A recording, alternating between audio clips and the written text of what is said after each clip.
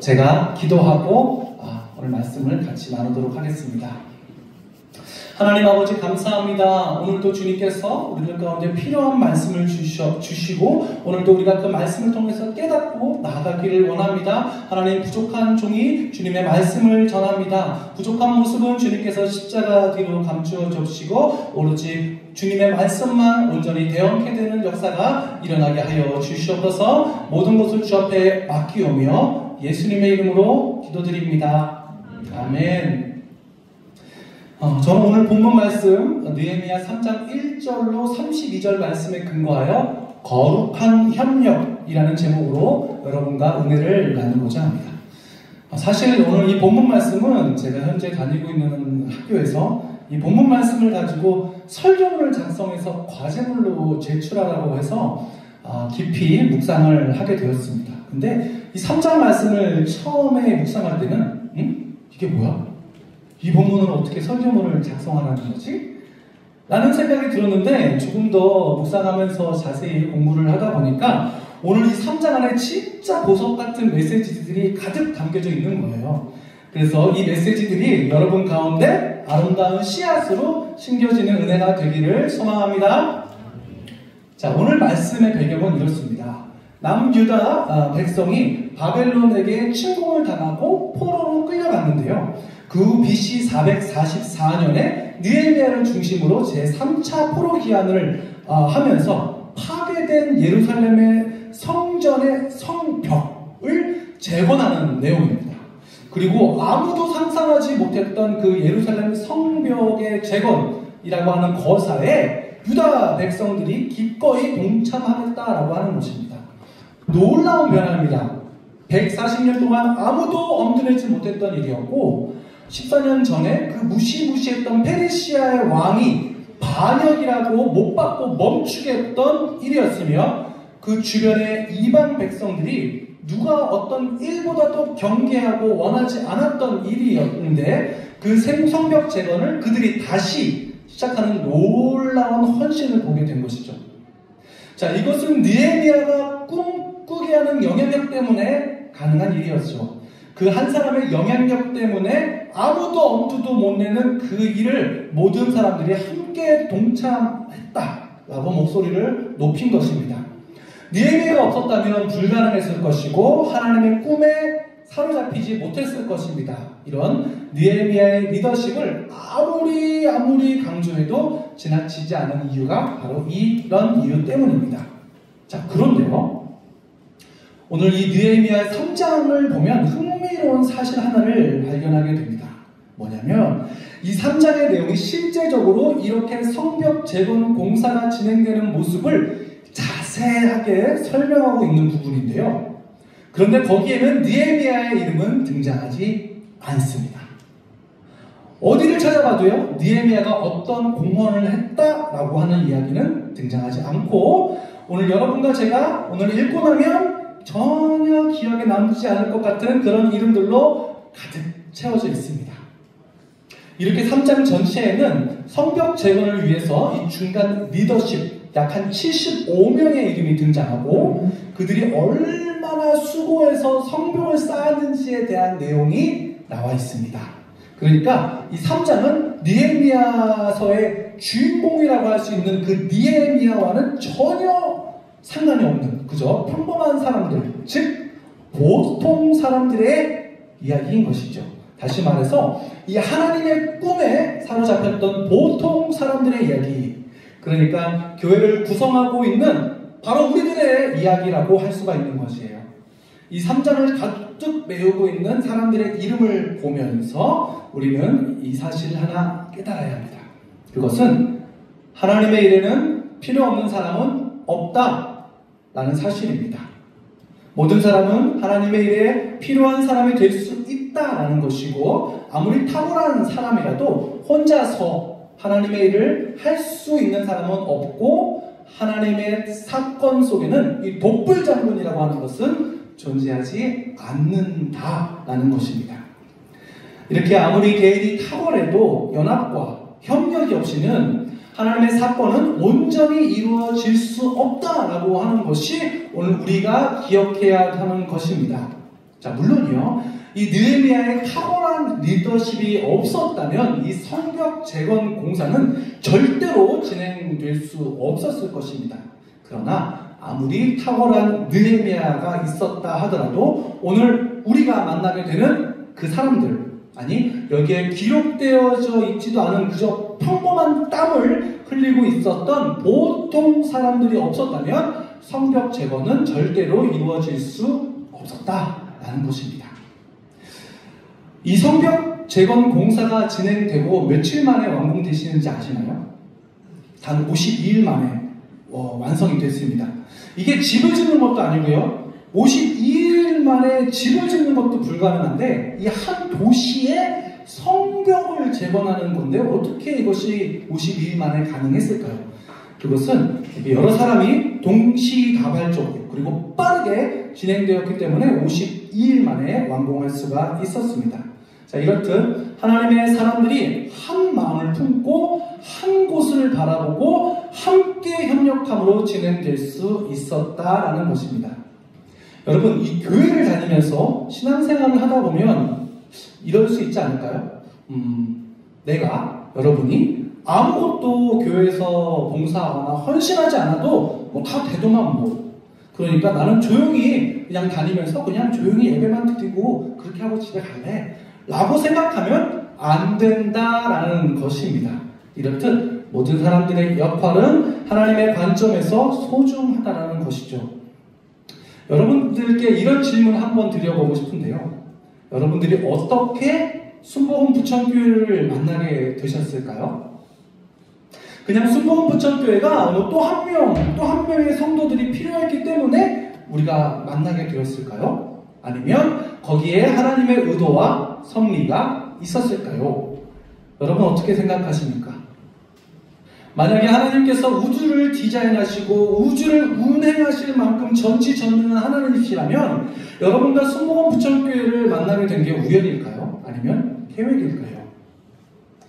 저는요, 서울에서 살다가 19살 때 이 교회 근처에 있는 부천 장례식장 근처로 이사를 오게 되었습니다. 그래서 교회를 서울까지 다니기에는 좀 어려움이 있어서 그냥 동네에서 다닐 교회를 찾아다녔다가 먼저 옆에 있는 원미동 교회를 발견을 했습니다. 그리고 원미동 교회를 딱 가서 보다가 옆에 딱 보니까 더 큰 교회가 보이는 거예요. 그래서 그냥 막연한 생각에 더 크니까 더 좋겠지? 라는 생각으로 그냥 순복음 부천교회에 등록을 했고 그렇게 신앙생활을 하면서 우리 아내를 만나 결혼도 하고 두 딸도 생기고 그리고 이렇게 전도사라는 자리까지 오게 되었습니다. 이것이 누구의 빅픽처였을까요? 하나님의 큰 그림이었겠죠? 이처럼 여러분의 역할이 주의 몸된 교회 가운데 매우 중요하다라는 것입니다. 각각의 이 필요한 역할이 있다라는 것이죠. 그것이 오늘 3장을 가득 메우고 있는 이 수많은 사람들의 이름을 통해서 우리가 깨달아야 하는 것입니다. 하나님께서 우리들 가운데 재능을 주셨습니다. 달란트를 주셨습니다. 은사를 주셨어요. 열정도 주시고 시간도 주시고 재정도 주십니다. 그것은 다 하나님의 이유가 있다라는 것이죠. 그러니까 주의 몸된 교회 가운데서 그 모든 것들이 하나님의 향해서 쓰임받을 수 있도록 하나님께서 우리를 순복음 부천교회로 부르시고 한 곳을 바라보게 하시고 하나님의 꿈을 이뤄갈 수 있는 한 조각의 퍼즐이 되게 하신다는 것입니다. 결국 여러분 없이는 순복음 부천교회에서 하나님께서 이루고자 하는 꿈이 완성될 수가 없다는 것입니다. 그것이 우리가 오늘 느헤미야 3장을 통해 배워야 되는 메시지입니다. 자, 오늘 설교의 중심 메시지는 6가지로 나눌 수가 있습니다. PPT 한번 넘겨주시겠어요? 네, 중심 메시지 6가지로 제가 한번 요약을 해봤는데요. 첫 번째는 영적인 리더들이 먼저 동참하다 이고요. 두 번째는 전문직 종사자도 동참했다. 세 번째, 멀리 사는 사람들도 동참했고요. 네 번째, 권세자의 딸들도 동참하다. 다섯 번째는 하나님의 일에는 하찮은 일이 없다. 여섯 번째, 힘써 일했던 바로. 이렇게 나눠볼 수가 있는데요. 자, 먼저 첫 번째 메시지로 들어가기 위해 우리 1절 말씀 한번 보도록 하겠습니다. 자, 그때 대제사장 엘리야십이 그의 형제 제사장들과 함께 일어나 양문을 건축하여 성별하고 문짝을 달고, 그리고 9절 말씀도 한번 같이 읽어보도록 하겠습니다. 네. 그 다음은 예루살렘 지방의 절반을 다스리는 후르의 아들 르바야가 중수하였고, 자, 하나님의 일을 이루어가는 거룩한 협력이라고 하는 역사 가운데 우리는 영적인 리더들이 먼저 솔선수범함으로 헌신하는 모습을 보게 됩니다. 자, 1절 아까 보셨는데요. 대제사장 엘리야십 그리고 동료 제사장들이 이렇게 나오잖아요. 그리고 이제 9절을 보면 르바야라고 하는 예루살렘의 절반 정도의 지역을 다스리던 사람이었어요. 네, 배터리가 없대요. 배터리가 없어서 지금 일단은 수동으로 하겠습니다. 그러니까 굉장히 높은 사람이고 권세가 있는 사람이라고 생각할 수가 있었겠죠. 감사합니다. 우리가 흔히 생각하기에는 대제사장이라고 그리고 이제 제사장이라고 하면 우리가 예배를 주로 인도하는 사람이니까 이런 험한 일에 진행될 때 그냥 뒤에서 기도하고 독려하고 격려해줘도 충분하다라고 생각할 수가 있잖아요. 그런데 그들과 같이 영적인 리더들이 먼저 솔선수범하고 땀을 흘리고 이렇게 힘든 일을 하는 것을 마다하지 않고 있습니다. 그러면 왜 양문부터 공사를 시작했을까요? 아까 1절 말씀에 양문이라고 나왔었는데요. 이 양문이라고 하는 것은 예루살렘 성벽 그림을 보면서 한번 말씀드리겠습니다. PPT 한번 눌러주시면 그림이 나옵니다. 제가 좀 찾아서 넣어봤는데요. 여러분 위쪽에 보시면 저기 양문이라고 보이세요? 양문 보이시죠? 양문. 이렇게 성벽이 진행되는데 북쪽에 있는 양문으로부터 시작해서 이제 시계 반대 방향으로 쭉 돌아가면서 공사가 성벽 재건이 진행됐다라고 생각을 하시면 됩니다. 그 양문이 가장 북쪽에 있었는데요. 그쪽이 가장 그 사람들의 외침이 많았던 지역입니다. 그러니까 가장 많이 손상되었을 것이고 예루살렘을 보호하기 위해서는 그쪽 문을 가장 먼저 복구하는 것이 시급했던 일이었죠. 그러니까 영적 리더들이 가장 시급하게 보수되어야 되는 양문을 시작으로 동시다발적으로 성벽 공사가 진행되고 있다라고 생각하시면 좋을 것 같아요. 이 영적인 리더들과 예루살렘을 다스리는 그런 권세자들까지도 헌신했었기 때문에 이 성벽 재건이라고 하는 엄청난 일에 살짝 꾀가 나는 사람들이나 몸살이고 싶은 사람들도 결국은 어쩔 수 없이 동참할 수밖에 없었을 것입니다. 야, 대제사장들도 함께한대. 제사장님도 다 벽돌 나르고 있대. 예루살렘을 다스리는 르바야라고 하는 사람도 벽돌을 나르고 땀을 흘리고 있대. 라는 얘기가 들리면 결국은 동참할 수밖에 없었겠죠. 가끔 입술로는 이 헌신과 희생을 얘기하면서 실제 생활은 그렇지 않은 리더들을 볼 때가 종종 있는데요. 우리는 그럴 때마다 허탈함을 또 느낄 때가 있지 않습니까? 그런데 이런 무너진 성벽을 재건하면서 무너졌던 영적인 리더십의 회복이 먼저 일어나고 있었다라는 것입니다.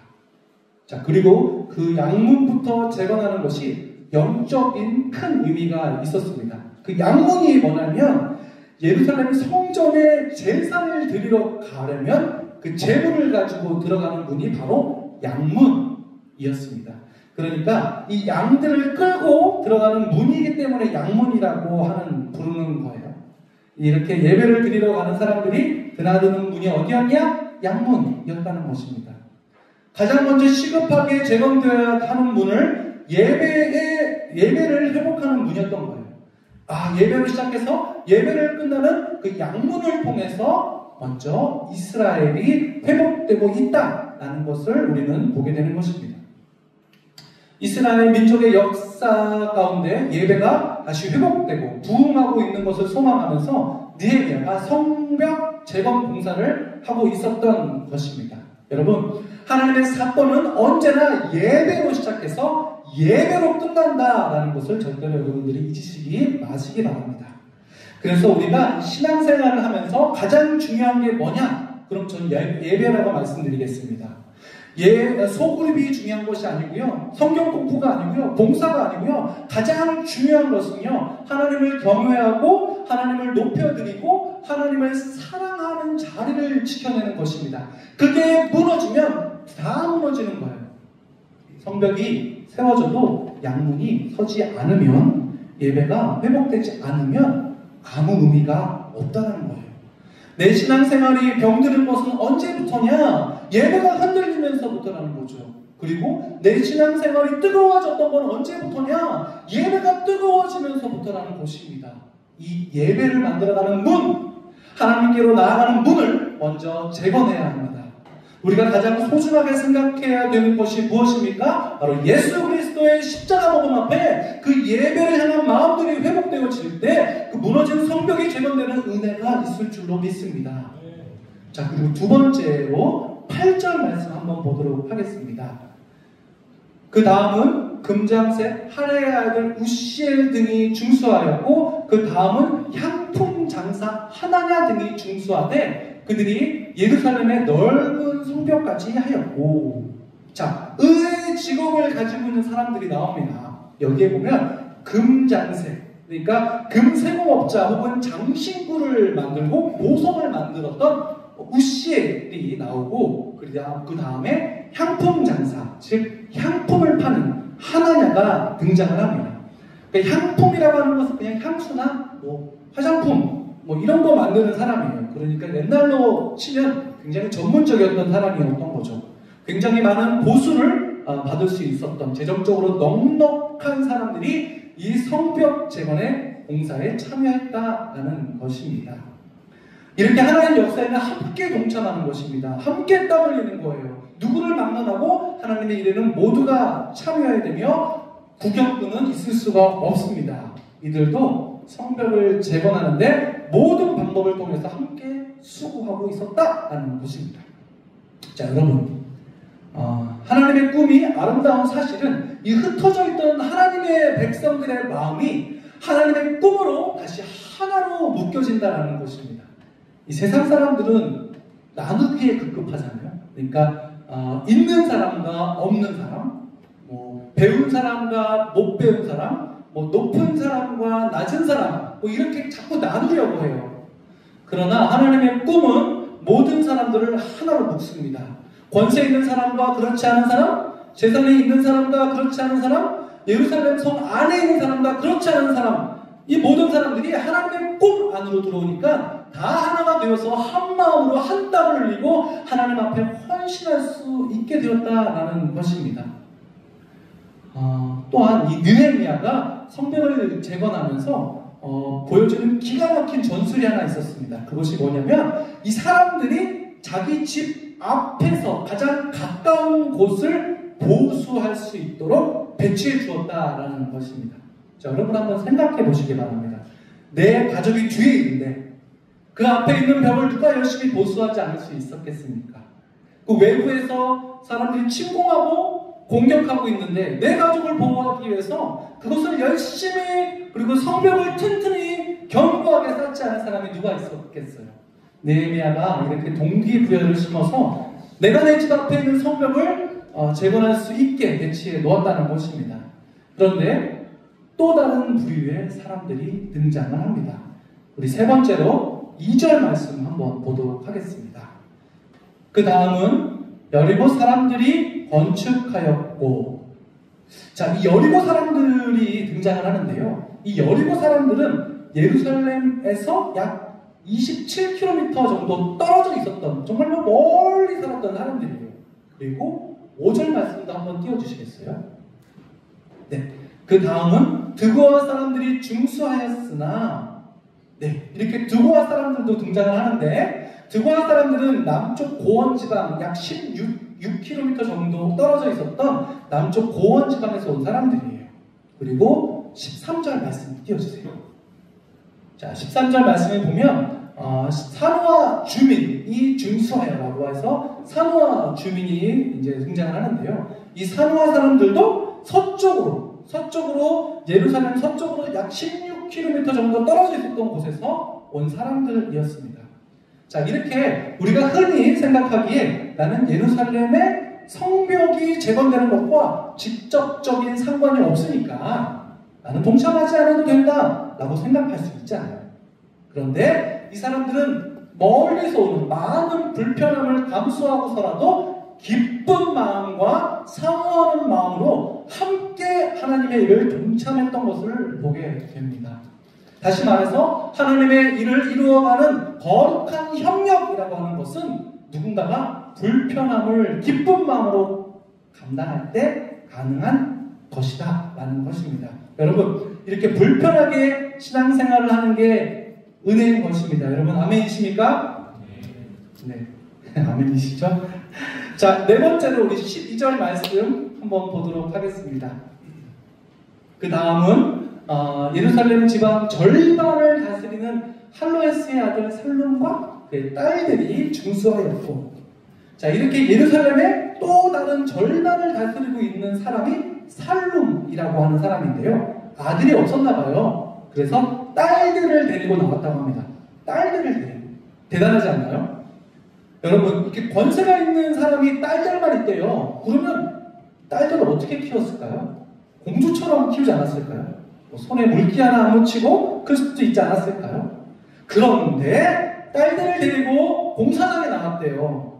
딸들이 하나님의 역사에 동참했대요. 이게 놀라운 일이지 않습니까?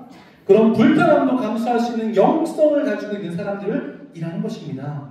이렇게 하나님의 꿈에 사로잡히니까 자기가 여자라는 그 한계로 느껴지지 않는 것이죠. 우리 교회도 여자임에도 불구하고 남자 이상의 파워를 낼 수 있는 우리 자매들이 참 많은데, 오히려 이 한계 속에 갇히지 않고 도전하는 믿음이 그들에게 있었다라는 것입니다.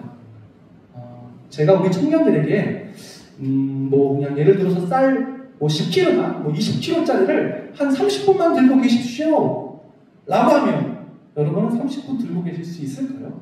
아마 못 들고 계실 것입니다. 한 5분이나 한 10분 정도 지나서 그냥 내팽개치고 이런 거 왜 시키는 거야? 라고 말하는 사람이 있을지도 모릅니다. 그런데요, 여러분이 나중에 결혼을 하고 출산을 하고 어린 자녀를 낳고 그 자녀를 한 30분 동안 들고 있으라면 들 수 있을까요? 못 들까요? 100% 듭니다. 제가 장담컨대 100% 듭니다. 근데 이 차이가 뭘까요?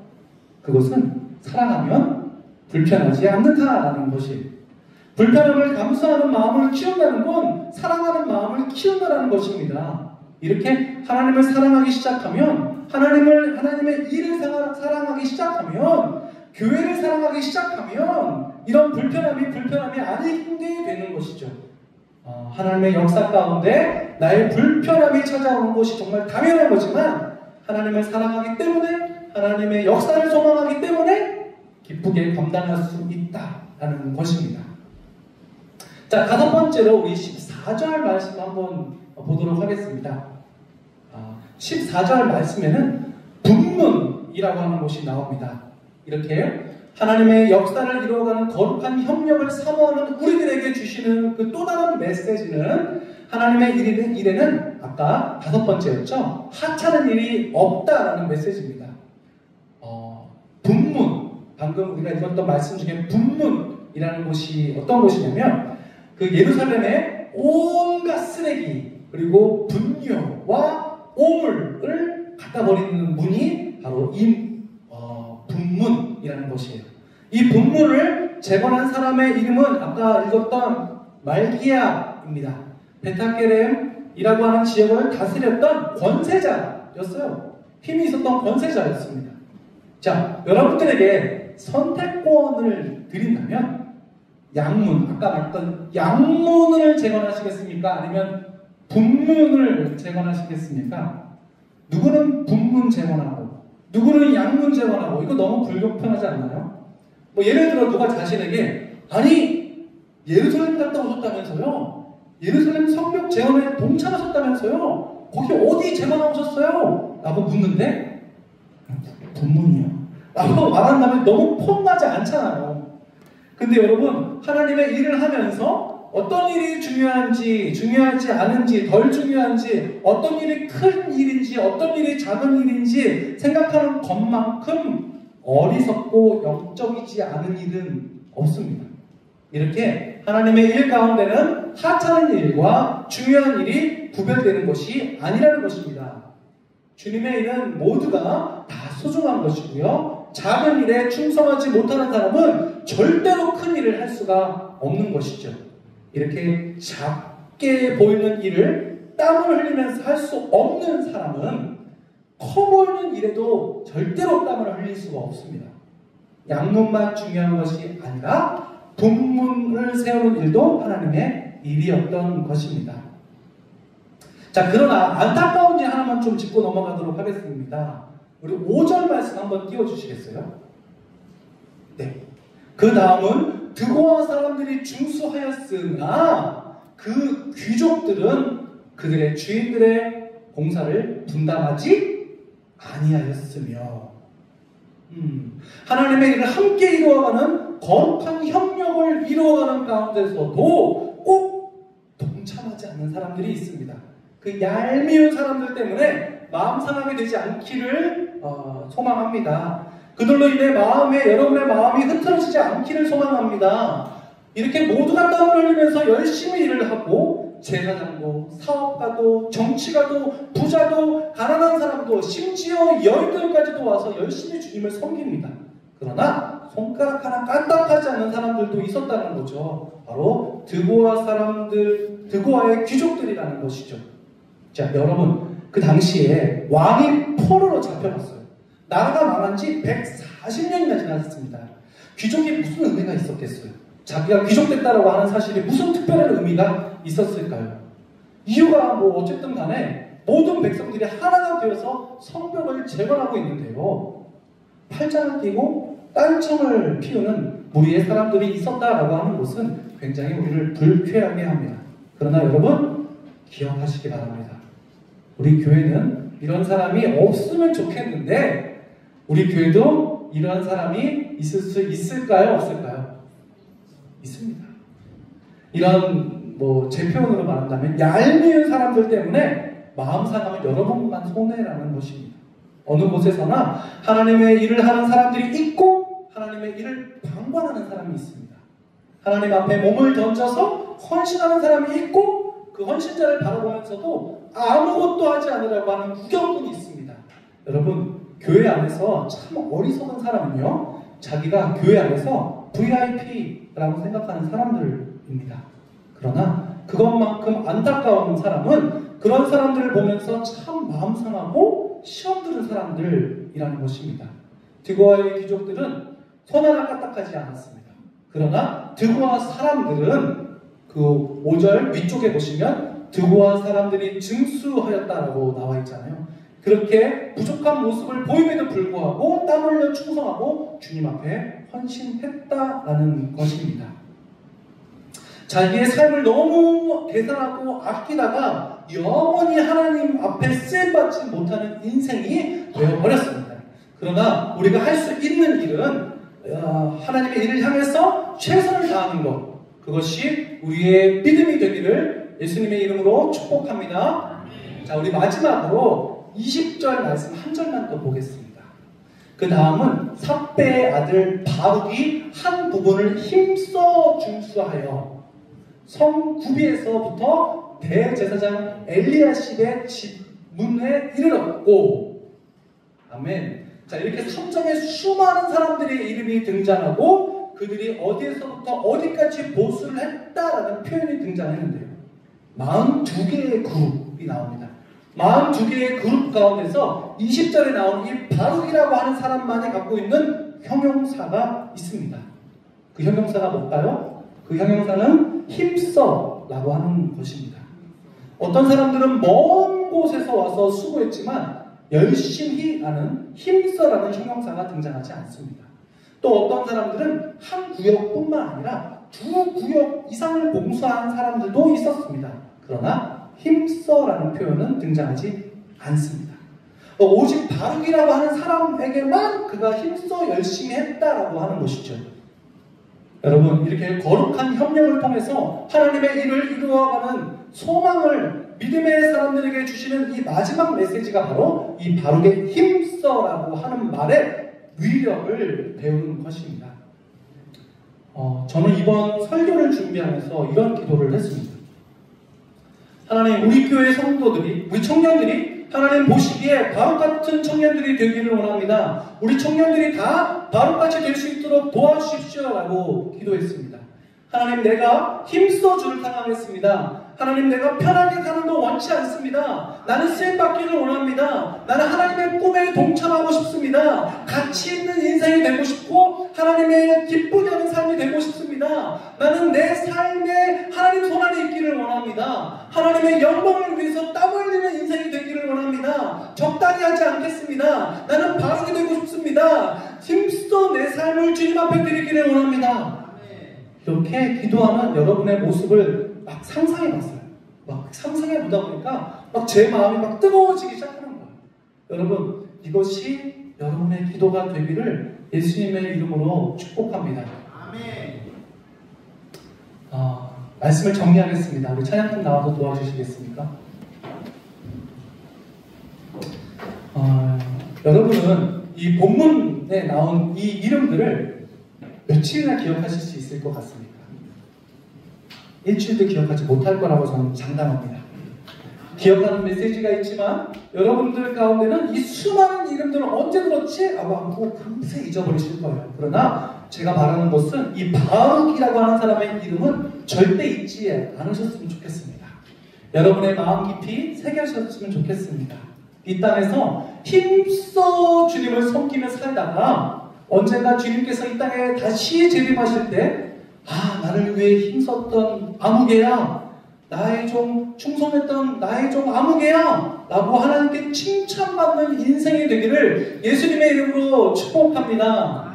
오늘 이 느헤미야 3장을 가득 채우고 있는 이 수많은 사람들의 이름이 여러분의 심장을 다시 뛰게 하는 은혜가 되기를 소망합니다. 하나님, 그들의 이름 가운데 내 이름도 포함시켜 주십시오. 무너진 것을 다시 세우고 보수하고 수고하는 사람의 이름 중에 나의 이름도 남기고 싶습니다. 주님의 몸된 교회를 위해서, 그리고 주님의 역사를 위해서 나도 동참하기를 원합니다라고 기도하고 결단할 수 있는 여러분 모두가 되시기를 소망합니다. 그래서 여러분에게 역사하시는 하나님의 큰 은혜가 여러분 모두의 삶 속에서 누리실 수 있게 되시기를 예수님의 이름으로 축복합니다.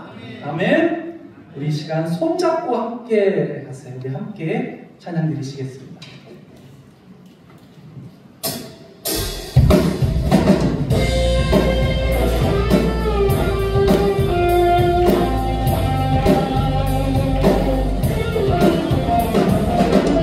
우리 모두가 함께 그 주님의 나라를 이루기 원한다고 그 믿음의 고백으로 올려주셔서 드리기 원합니다. 일이 결코 처음 받는 일은 아니야. 수천 년 동안 온갖 곳곳에서 주님 따르는 적 있으니 우리 걸어가는 일이 낯설고 두려워 보일지라도 삶의 무게를 들고 흘러들어오는 주님 그 안에 생명을 봐. 우리 함께 손잡고 가세. 조금 느리고 어려울지라도 주님 부르신 그 감격 붙잡고 손잡고 함께 가세. 우리 함께 손잡고 가세. 때로 떨리고 힘겨울지라도 주님 부르신 그 나를 향하여 손잡고 함께 가세. 다시 처음부터 고백하며 나아갑니다. 우리 걸어가는 이 길이 결코 처음 만드는 일은 아니야. 수천 년 동안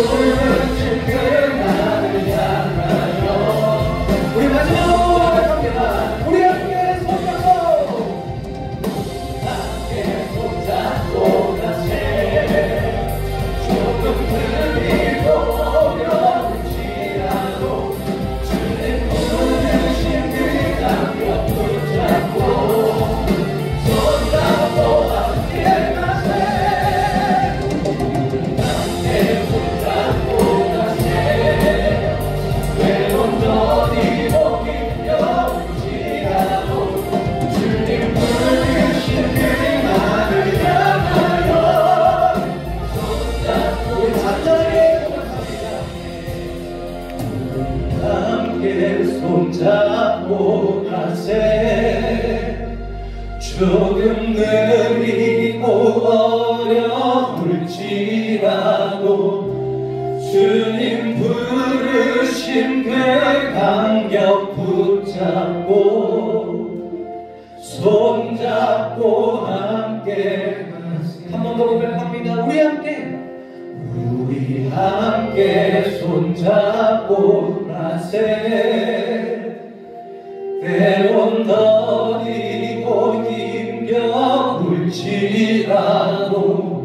주님 부르신 그 나를 향하여 손잡고 함께 가세.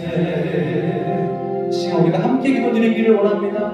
하나님, 우리가 함께 연합함으로, 우리가 함께 협력함으로 그 거룩한 아버지의 그 그림에, 그 거룩하신 아버지의 계획에, 그 거룩하신 아버지의 뜻에 발맞춰 나가기를 원합니다. 주님, 나를 사용하여 주시고 나를 인도하여 주시고 우리가 더욱더 하나님의 나라를 완성해 나가는데 쓰임받는 도구가 되게 해달라고 우리가 뜨겁게 주야만을 치며 함께 기도하시겠습니다. 주여!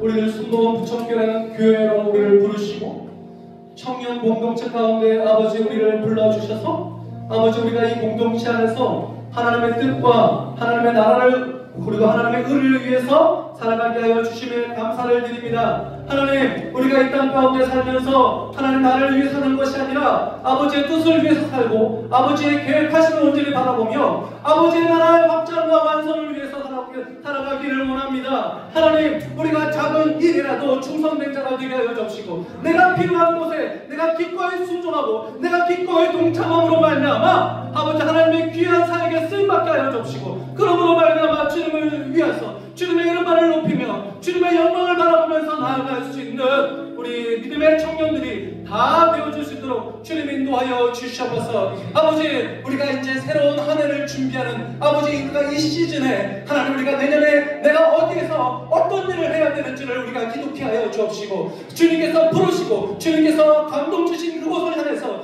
말씀하여 주시는 그곳을 바라보면서 나아갈 때 우리가 순종하는 자세로 순종하는 모습으로 내가 그곳에 기꺼이 가 아버지께서 나를 통해서 일하시고 역사하시는 것들을 날마다 보게 되는 역사와 사역이 되어줄 수 있도록 주님이 인도하여 주시옵소서. 우리가 나의 능력 주시고 내게 능력 주시고 내게 힘 주시는 그 주님을 위해서 우리가 기꺼이 헌신할 수 있도록 주님, 우리 청년들 가운데 성령으로 이끌어 주시고 성령으로 역사하여 주시옵소서. 주님 부르신 곳을 향해서 날마다 나아갈 수 있는, 날마다 그래서 성령으로 우리가 날마다 충만할 수 있는 자들이 되게 하여 주시옵소서. 모든 영광 주님 손에 올려드립니다. 주님 받아 주시옵소서. 감사드리오며 우리를 구원하시고 존귀하신 우리 구주 예수님의 이름으로 감사드리며 기도드립니다. 아멘. 우리 주님 앞에 다시 한번 더 큰 박수로 영광 올려드리시겠습니다.